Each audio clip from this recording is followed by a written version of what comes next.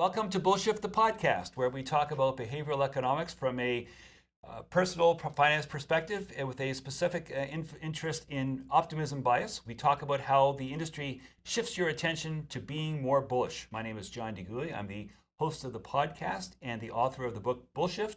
I want to thank you for joining us today. If you haven't already done so, please like and subscribe, and let's move on to this week's guest. This week's guest is Amos Nadler, who is the founder and chief scientist at the Prof of Wall Street. And I don't know if Jordan Belfort actually deserves any royalties for that name, but the Prof of Wall Street, which is the world's first quantitative behavioral fintech firm. He has a PhD in behavioral finance and neuroeconomics and was an assistant professor of finance at the Ivy Business School at Western and has served as the chief economist in crypto and digital assets. Amos, welcome. Hey, thank you, John. I appreciate the invite. It's interesting because there are a lot of people that are really smart PhD types that appear on this podcast, and I always feel a bit leery because I'm just some guy, and the people I'm talking to are experts in the field. But despite that, I want to get your expert view on some of the things that people do that are just, they're biased, but they don't know it. They make mistakes. They don't realize they're making them. And I'm wondering about things like, selling your winners too soon, as an example. Can you talk about how people do that, why people do that, and maybe a suggestion as to what you can do about it? Absolutely. Let's get into the big one. Yeah, one of the challenges that people deal with is being risk averse. We can think of it as almost like a hallmark of being human, where we make decisions that give us a sense of safety. So your question about selling winners too soon, we see that empirically in the data. Like that is a fact in trading data. We see that individuals, both professionals and retail investors, will sell winners way too early relative to the possible upside gain. We know that because in this research, we look at the performance of the asset over long term. We find that people cut out early and leave tremendous amount of money on the table. So we could get into the reasons why. We could talk about the fancy schmancy economic models that explain it really well.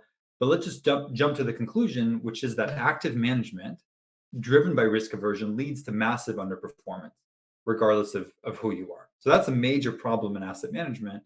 And humans tend to not be good at correcting that by themselves.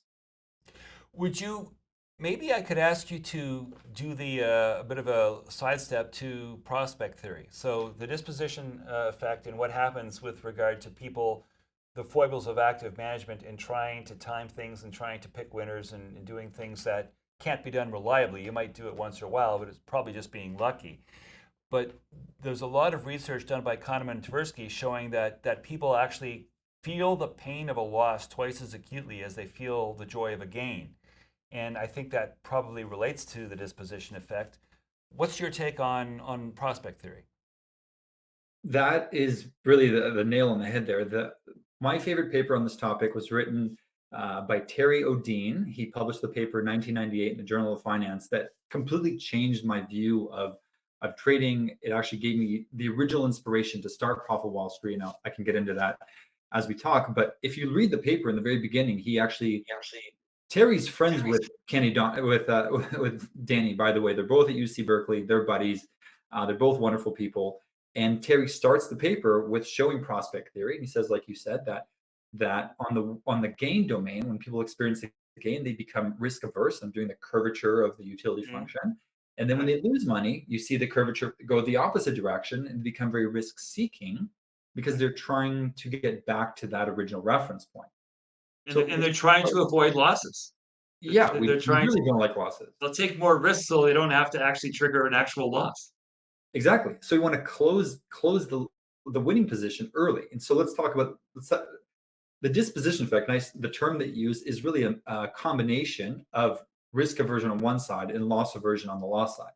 So let's break these down. So people sell winners too soon because they had a gain, and then, oh gosh, I'm afraid of losing that gain. I'll lock it in, go to cash. That would be fine and dandy, but and this is the core of most of behavioral finance, is that the emotional motivation, that whether it's emotional or cognitive or neurochemical or whatever it is, is not a justifiable economic rationale to actively trade, right?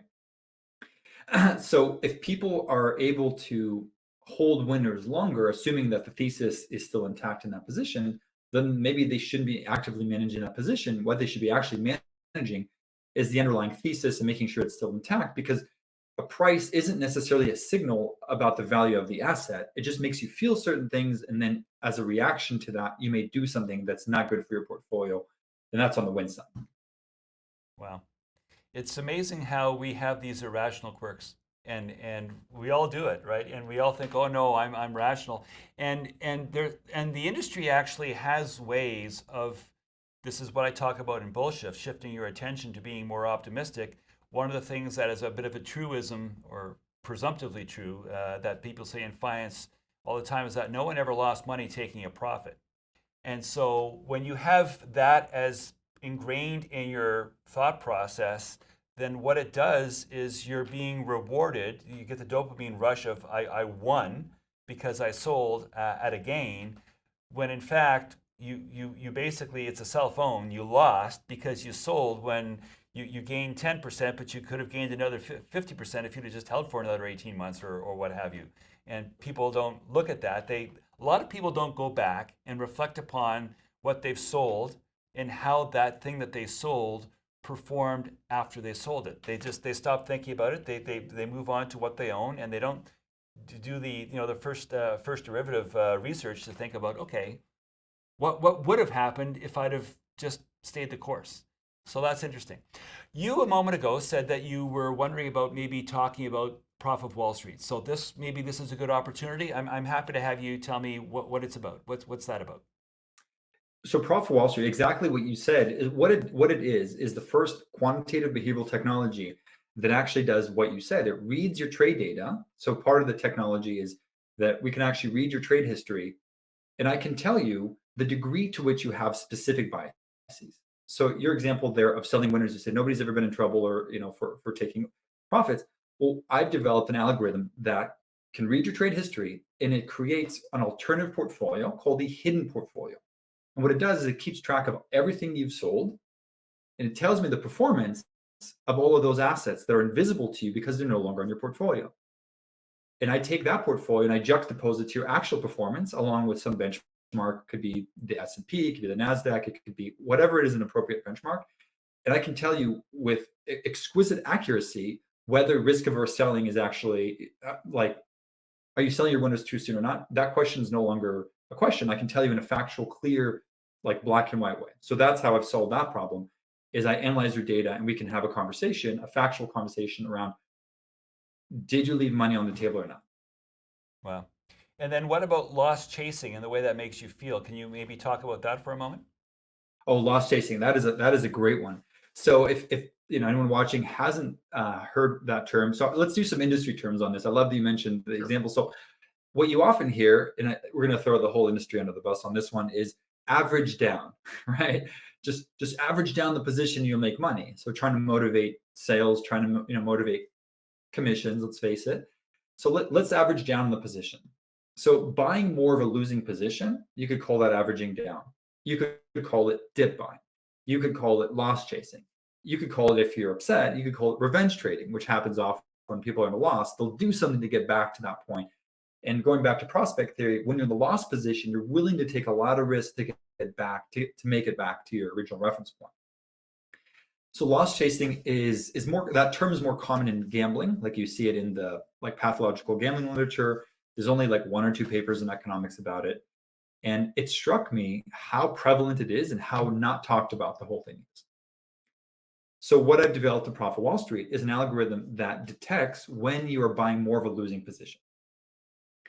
Because the core here is to be quantitative, to be objective, what this algorithm does is it creates a sub-portfolio of all the times you've done that, all the times you've bought in a losing position, and it just tells you factually what is the performance of that action. Some people are expert dip buyers. Buying the S&P historically is a super reliable buy. Like buying a highly diversified ETF like the S&P historically, no problem. Buying more of a losing position of individual stocks, not necessarily as reliable. I've analyzed many trades, many individual traders, and I can say that some people actually do have a knack for it, but the majority of people don't. The core behavioral factor is people feel bad about the loss. And so if you can reduce your cost basis by buying more of a losing position, you now get to erase the loss because the loss percentage is lower. So what I try to do, so the analytics is the first part. How well does that strategy perform? And the second part is provide guidance. And we can talk about smart trade technology.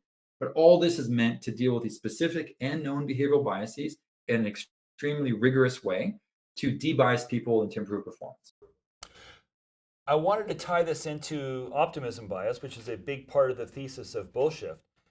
One, is it fair? Would you say it's fair to say, okay, but if we're averaging down, we're buying the dip. There are many names for the behavior you just mentioned a moment ago. Would it be fair to say, well, this is me being optimistic. If I thought this stock was a really good buy at $20, then it's got to be a screaming buy at 16. And as a result, I'm going to double down, partially because there's an escalation of commitment, which is one problem that many people face. But the other problem is one of, if you really believe you were right and the stock was a screaming buy at 20, all else being equal, if the stock is down to 16, that's a 20% discount on what was already a great price. What am I missing here? I got to buy more. Would you say that's an example of optimism or of something else? It is asset specific. It's true that nobody really knows what intrinsic value it is at any given moment. To use a value investing term, Warren Buffett's always intrinsic value.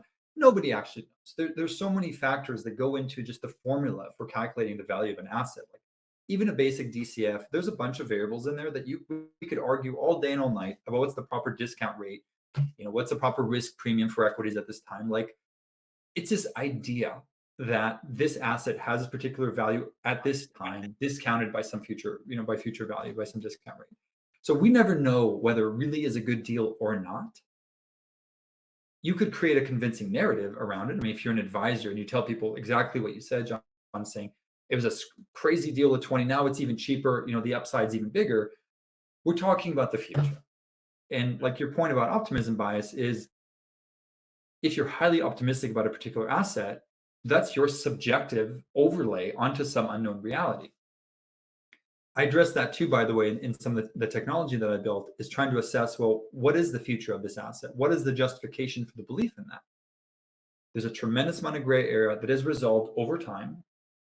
And at the moment, depends on like what time horizon are you talking about? I mean, there are assets that I've bought at a dip knowing it's going to be 3 years that before it comes back. I mean, you look at COVID, I bought assets and I knew it's going to be a long time recover, but it's going to be a deal at some point because of the soundness of my whole 12-point criteria all were met, and I said I'm willing to sit for a long time.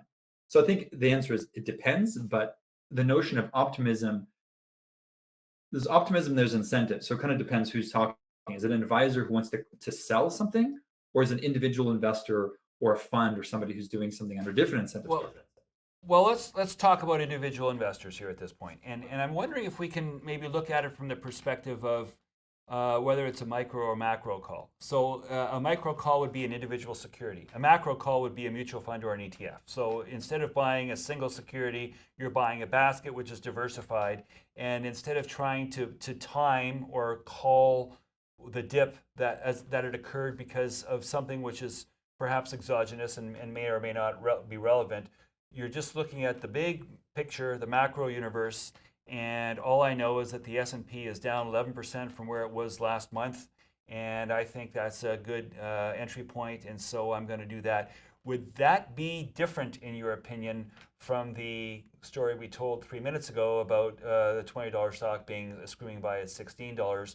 Because I don't know. I'm asking. I don't know. If the people are more inclined toward managing their risk by buying diversified baskets as opposed to individual securities, does that give them more or less or the same amount of license with regard to buying the dip?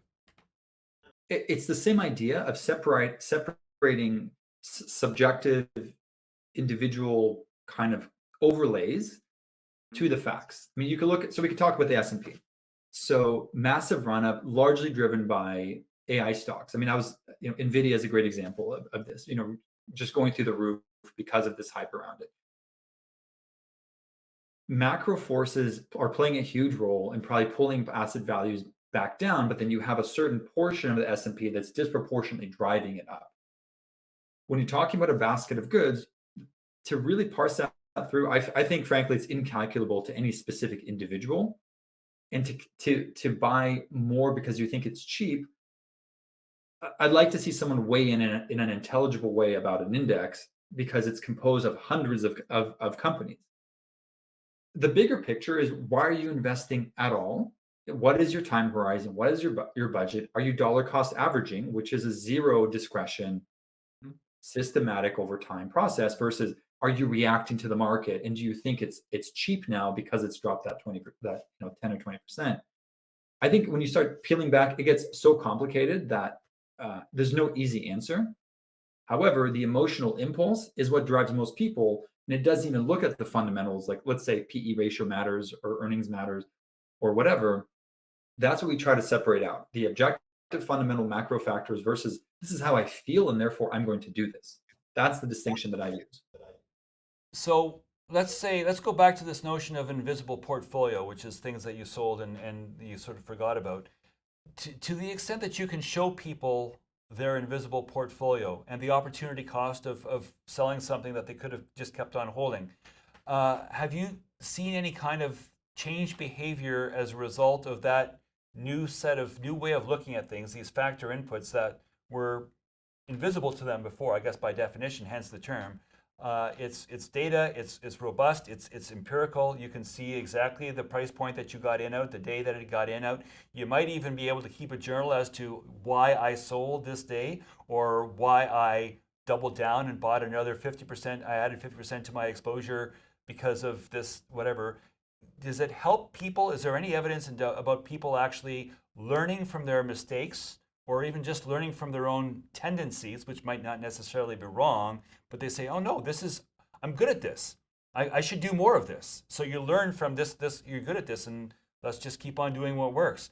I don't know how much data you have at Prof of Wall Street with regard to following what people have done and then using it to feed new information into the feedback loop to change the decision making going forward. Is there anything you can share there? Absolutely. I'll give two stories. I'll give an example of a RIA, a registered investment advisor that I work with, analyzes data, and then of a retail investor. The retail investor is a bit funnier. We'll just start with that one. So, had a client said, I want to know how well I'm performing as an active manager. Sends me his data, and his invisible portfolio was a massive proportion of his total portfolio. Like almost every single trade, like 85% of his trades, were buying and losing positions. So this was like everything he does is, oh my gosh, I'm down. I'm going to buy more. I'm trying to lower my average cost basis. So those are the facts. And then had a conversation. Are you aware that every single buy, 85% of it is you're buying losers? And he said, hey, I was not aware of that. And then we said, okay, those are the facts. Most of your purchases are in losing position. Now let's talk about the motivation behind it. Why are you doing that? So he confirmed, yes, I feel bad that I made a bad decision. Instead of selling, I buy more. And this is where it gets into possibly optimism, the belief in mean reversion. I buy more, I feel better, and I believe it's going to come back. Which is overconfidence, right? Because if you really believe that it was a great buy at X, then at 0.8x, it's even more of a buy. 100%. So this specific case, this person realized that their motivation was fueled by this basically loss chasing. I feel bad. I lower my ACV. I feel better. And I believe that it's going to pay off. So there was this insight to this trader who had no idea that they were doing that.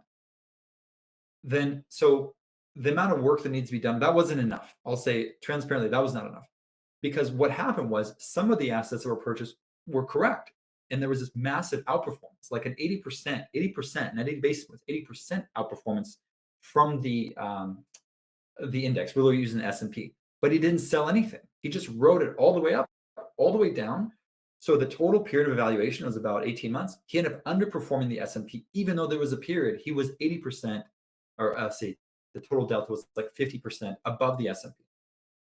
the big picture, if you're actively managing, you can't just know one thing. You can't just get good at decoding or being aware of optimism or loss chasing or the disposition effect, whatever it is. There's a bunch of other skills you need to have that when you start to appreciate it, you realize it's much more complicated than it seems on the surface. So we'll do another analysis on this person. We'll see whether they learned, profit taking is nothing wrong with some profit taking. You should do some profit taking at some times, but extreme form is risk averse driven early sales where you're underperforming like crazy.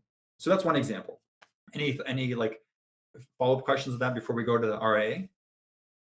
No, let's do the RIA and then I'll come back and do the questions after that. Okay, so work with an RIA who is just an exceptional guy, just a professional who's been in the business for years, and allow me to analyze his trades. Most RIAs I'll mention will absolutely not be willing to do that. They're concerned about being exposed or whatever. The whole point is to identify your upside. The whole point was to say, here's your current performance. Let's identify these biases and let's help you outperform your current benchmark. That's the whole point behind it. It's not criticism. It's not, anything like that. It's like a professional athlete getting coaching. It's the same thing. That's how LeBron's great, Jordan, all those guys. It's through coaching. So this guy shared with me his data, and lo and behold, he beat the S&P over the period of evaluation. And this guy is, again, like not a rookie at this. He also has a PhD, I should mention. And he beat all the benchmarks. And there was one tiny thing that he could have done better that would have given him, and I can't really discuss what it was, but it was one tiny thing that he did. And he, out of this whole report that I provided, he zeroed in on the one sentence. He said, I see what you're saying. I know exactly what you're referring to, and I know how to fix that. So, from a retail perspective to a professional, there's like a world of difference. And this guy's an exemplary, quantitative investor. So I've seen it in everything between. So from one having no idea what they're doing to one being, I know the exact 2 words that are relevant. And now, we're going to reevaluate and see what the upside has been from that. It seems to me that one of the things that comes across when I interview people for this podcast is there's a great need for introspection and self-awareness. And a lot of investors, and I'm not talking about just retail investors or just advisors, it's everyone who invests under any circumstance or under any pretense has biases, and relatively few are prepared to do what this RIA client of yours did, which is to stop, reflect, have someone look over his work and say, okay, what am I missing here? What am I doing right? What am I doing wrong? Could you perhaps maybe share how advisors, let's do both advice. Maybe the advice is the same for advisors as it is for investors. But what would you tell people to do if they wish to self-diagnose and be better at overcoming their own biased behavior? So if someone was to do it themselves, or if we were to work together? It's always great if people were to work with you, but I was actually hoping the self-diagnosis, doing it on your own. So that's, I think, the challenge is that you could read entire textbooks on it. You could listen to this incredible podcast. You could read the actual academic papers. You could read self-help books, and I think that you could learn the language, which is an important first step. You could do that. You could go further and even include it in your, like, let's say if it's a investment firm, you could have it as part of your culture. You could build it into your decision-making processes. That's an important first step. Knowing what learn the language. What does a disposition effect mean? What is optimism bias? What is overconfidence? How does it apply? Inculcate that into your culture as an organization. That's not just finance, by the way. Banks do it, and you see it in other areas of industry, like biotech firms and defense firms. Like, these are behavioral factors that permeate everything that we do. But in finance, if you can do it as a culture, you're likely to catch things like investment committees are going to catch each other, cross-checking, building incentives around these kinds of things. Because I think we haven't really touched on incentives too much, but I think professionals that are open to it and as a culture can adopt this sort of lexicon. That's a good first step. Individual investors typically have other professions. Those people are typically working professionals, or their parents, or their bandwidth is much smaller, and their ability to actually read something and then act on it, especially in a hot state, I think is limited. So I think we need to be realistic about, even if they were to know it, if they were one of my students to take my classes, the likelihood that a retail investor would catch themselves is very low, I think, unfortunately, which is why I built technology around it.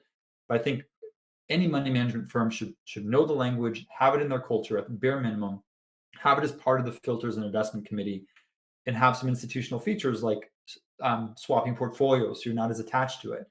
So you don't have some of the biases associated with that. There are things that you could do just organizationally that can make a big difference.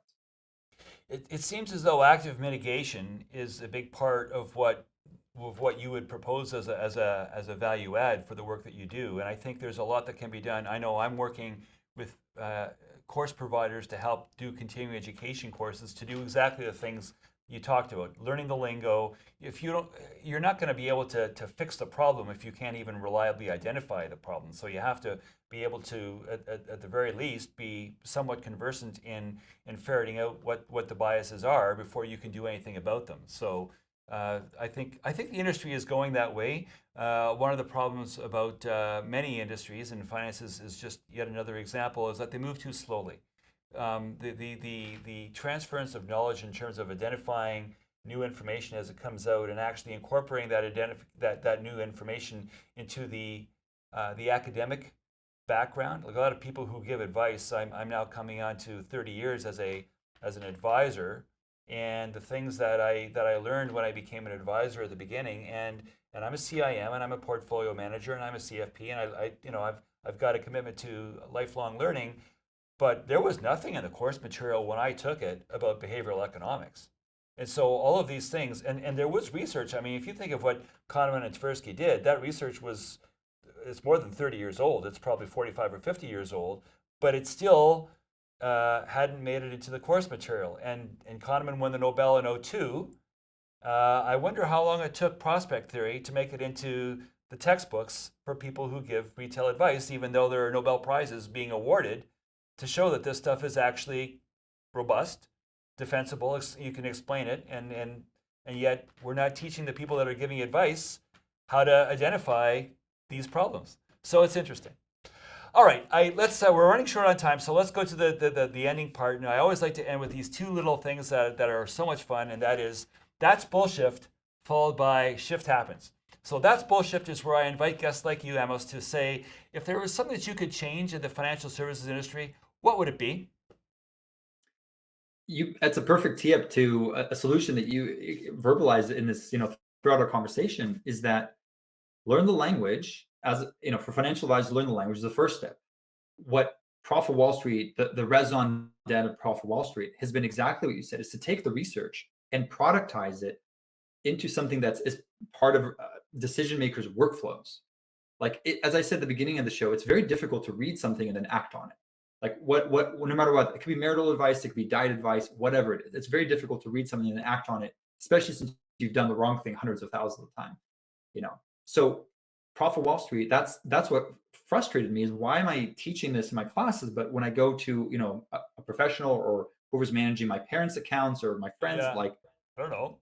They don't care. They don't seem to, performance is not in their top 5. So I said, okay, why don't we take the very best in finance, behavioral finance research, and productize it? So what I've built, so Prof of Wall Street is about solving these problems. The first part is you diagnose. I get a trade history, so I get their entire trade history, and then we diagnose, and it spells out exactly what the biases are, the quantitative impact that those biases have had on that specific investor, whether professional or a fund or whatever it is. So you can have a baseline. Oh my gosh, I did not know that I lost chase, that I sell too early, that I take huge risks on losing positions. Like, you got to start with the facts. The second part to it, which we haven't talked about very much, is smart trade, which is a workflow I've built that debiases your decision making. It also catches huge mistakes up front. So we could talk about over trading, overconfidence, overweighting a speculative position, whatever it is, it's going to catch it as we go along. And what's beautiful about this process is that it has the benefit of your whole trade history to know whether the expected value of that action is positive or negative if you have enough data. So as far as I'm concerned, smart trade can change the world, because not only is it going to be catching your biases, it's asking you questions about, okay, what are you doing here? Is this a day trade? Is this an investment? Is this a swing trade? What category is this asset? What are your expectations about the future returns on this asset? And once we've captured that, this is exactly about your point about optimism bias, is it literally asks you, what is the future price? So if the price right now is 100 and someone tells me, oh, it's going between 200 and 250, that is crazy to give that level of specificity and how confident it's going to go up over 100%. It's like, so we're capturing information about what people are thinking. We can feed it back to them and improve their decisions over time with this added level of what we're calling metadata about every single trade decision. So that's really the whole point. We're on the same page. So Once you gather the information and you help people to see their own trading history and their own proclivities, that's the bullshit. That's the problem, because they haven't done that yet. I think you've already touched on this, but now we're into the shift happens. So if it was up to Amos and you could do whatever if you had a magic wand to fix the biggest problems in finance, what would you fix and how would you go about doing it?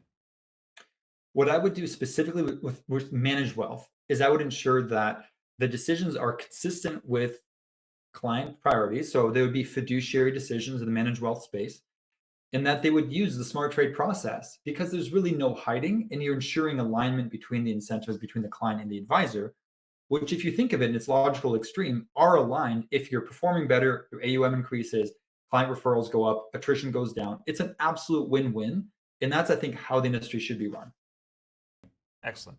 Thank you so much for joining me. This has been a real pleasure and fascinating perspective on what can be done using software and algorithms and things that weren't used before. Because now that we have the tools, we absolutely have to use them to finish the job. So thank you so much, Amos.